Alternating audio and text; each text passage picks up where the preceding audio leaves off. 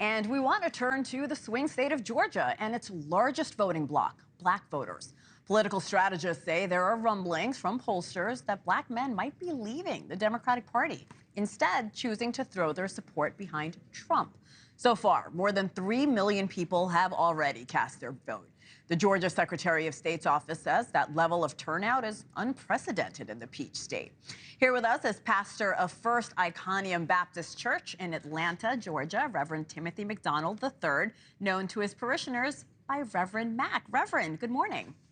Good morning. Good morning. As of Friday, there's a record number of black voters in Georgia. They've cast their vote in this election, but those numbers are still far below what officials were hoping for.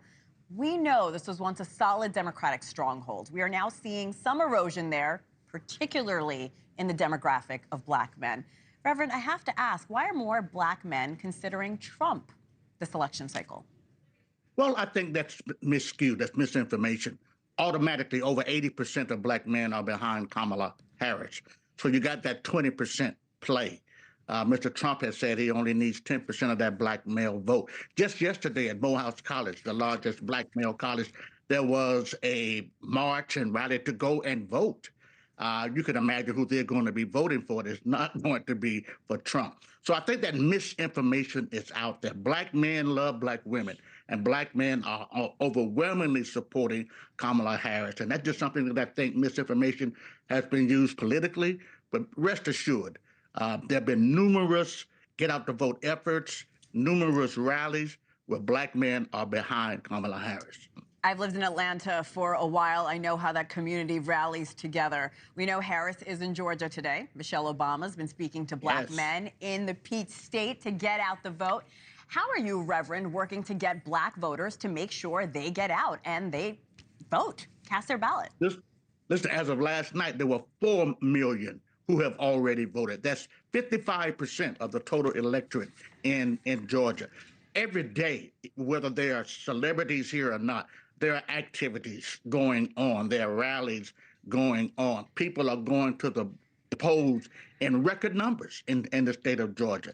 We had about 5 million in 2020, and the margin of difference was 11,780 votes. So yes, it's going to be close. But we think at the end of the day, Kamala Harris is going to win. Why? Because we have 2 senators who ran independently, Democratic senators, and they both won. One Jewish, one black male.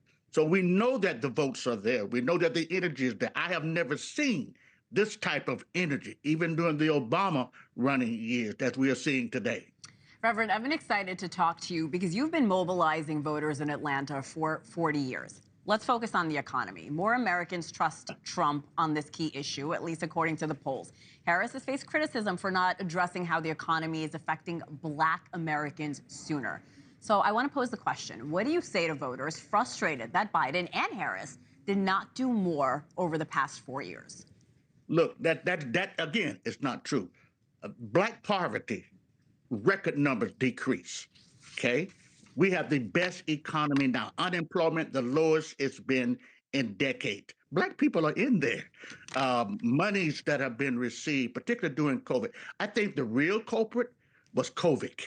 COVID impacted our economy more than the president or the vice president. In fact, it affected the world economy.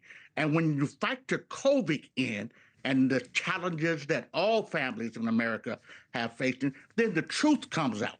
And the responsibility of the black church is to speak the truth. It has very little to do with the executive branch of government. COVID had an amazing, outstanding, critical impact on the American economy. But now we're the #1 economy in the world. And we have to understand that and not listen to all the lies and all the deception about the economy. That is a political game. Truth of the matter is, the United States economy right now is the strongest economy in the world. Thanks for watching. Go to joinnn.com to find NewsNation on your television provider. And don't forget to click the red subscribe button below to get more of NewsNation's fact-driven, unbiased coverage.